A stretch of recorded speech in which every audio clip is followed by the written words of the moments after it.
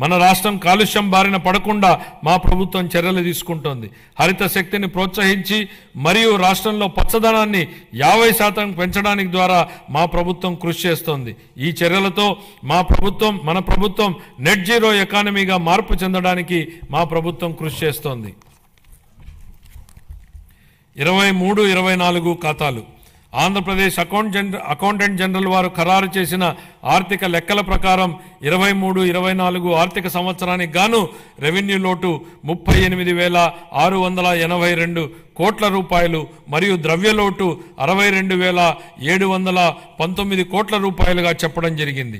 రాష్ట్ర స్థూల దేశీయ ఉత్పత్తిలో రెవెన్యూ లోటు మరియు ద్రవ్యలోటు వరుసగా 2.7% గాను 4.41% గాను ఉన్నాయి. 24-25కు సవరించిన అంచనాల ప్రకారం 24-25 ఆర్థిక సంవత్సరానికి రెవెన్యూ వ్యయం 2,24,342 కోట్ల రూపాయలు కాగా మూలధన వ్యయం 24,072 కోట్ల రూపాయలు. 24-25 ఆర్థిక సంవత్సరంలో రెవెన్యూ లోటు దాదాపు 48,311 కోట్లు కాగా ఇదే కాలానికి ద్రవ్యలోటు దాదాపు 73,362 కోట్ల రూపాయలు. ఇవి రాష్ట్ర స్థూల దేశీయ ఉత్పత్తిలో వరుసగా 3.1% గాను మరియు 4.57% గాను ఉన్నాయి. 25-26 బడ్జెట్ అంచనాలు.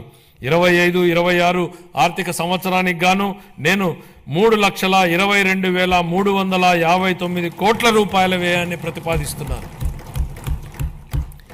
ఇందులో రెవెన్యూ వ్యయం అంచనా 2,51,162 కోట్ల రూపాయలు మరియు మూలధన వ్యయం అంచనా 40,635 కోట్ల రూపాయలు. ఇదే కాలానికి రెవెన్యూ లోటు 33,185 కోట్ల రూపాయలు మరియు ద్రవ్యలోటు 79,926 కోట్ల రూపాయలుగా ప్రతిపాదిస్తున్నాను. రాష్ట్ర స్థూల దేశీయ ఉత్పత్తిలో రెవెన్యూ లోటు 1.82% గాను ద్రవ్యలోటు 4.3% గాను ఉండవచ్చు. ముగింపు.